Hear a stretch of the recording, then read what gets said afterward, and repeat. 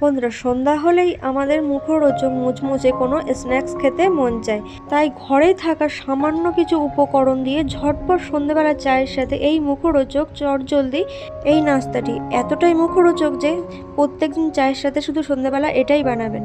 তার জন্য প্রথমেই নিয়ে নেব একটি মিডিয়াম সাইজের কাঁচা আলু। কাঁচা আলুটাকে আমি খোসা ছাড়িয়ে ধুয়ে পরিষ্কার করে ছোট গ্রেটারের সাহায্যে সুন্দর করে ছোট ছোট করে গ্রেট করে নিলাম। এবার কিছুটা পরিমাণ জল দিয়ে আমি আলুটাকে 2 থেকে 3 বার ভালোভাবে জল পাল্টে পাল্টে ধুয়ে পরিষ্কার করে তুলে নেব জল ঝরিয়ে। বন্ধুরা, আলুটাকে অবশ্যই 2 থেকে 3 বার ভালোভাবে ধুয়ে নেবেন। এবার আলুটাকে আমি ভালোভাবে ধুয়ে পরিষ্কার করে এক সাইডে রেখে দিলাম। এবার ওভেনের উপরে 1 কাপ পরিমাণ জল দিয়ে দিলাম স্বাদ মতো লবণ, দিয়ে দেব গোটা জিরে, দিয়ে দেব হাফ চামচের মতো লঙ্কার গুঁড়ো, 1 চামচের মতো সাদা তেল দিয়ে দেব। এবার যে আলুটা গ্রেট করে রেখে ধুয়ে পরিষ্কার করে রেখেছিলাম সেই আলুটা আমি সবটা জলের মধ্যে দিয়ে দিলাম।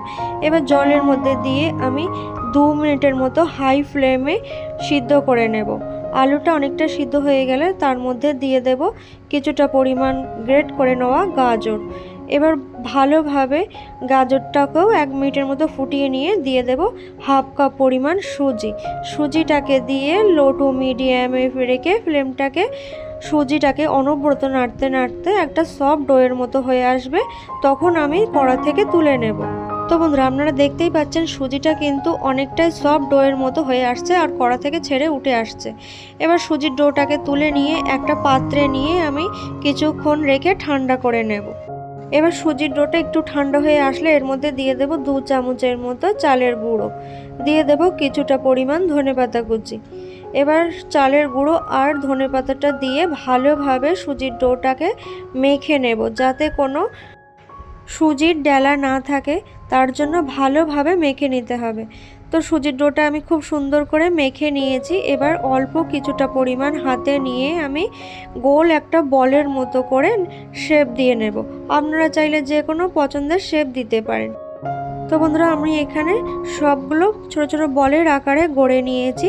এবার ওভেনের উপরে কিছুটা পরিমাণ তেল গরম করে নিয়েছি।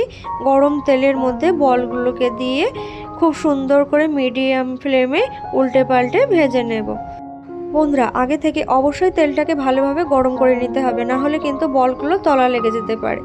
এবার মিডিয়াম ফ্লেমে উল্টে পাল্টে বলগুলো আমি খুব সুন্দর করে ভেজে নিয়েছি। আপনারা দেখতেই পাচ্ছেন এই বলগুলো কিন্তু খুবই মুখরোচক মুচমুচে হয়ে থাকে।